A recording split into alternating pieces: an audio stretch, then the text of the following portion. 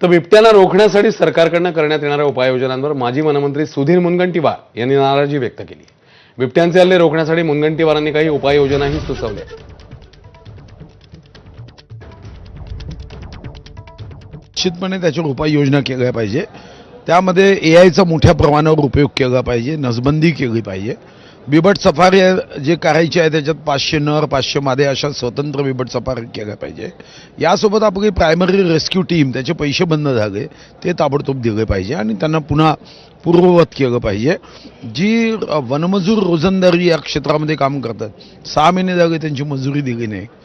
मी गंभीर पत्रही लिहिलं आहे, मग ते त्यांची मजुरी दिली पाहिजे। दर 2.5 महिन्यात आम्ही ऑफिसर मीट घ्यायचो की ज्या माध्यमातून अशा प्रश्नावरचं सोल्युशन आपण तयार करतो। या संदर्भामध्ये इतर राज्यांना बिबट पाहिजे असतील त्यांना बिबट पोहोचवले पाहिजे। जे बिबट आपण पिंजऱ्यात जेरबंद केले त्यांना झूमध्ये ठेवलं पाहिजे। बातमी पुण्यामधनं। पुण्यातल्या हडपसर इथे असलेल्या सह्याद्री हॉस्पिटलची रुग्णांच्या नातेवाईकांनी तोडफोड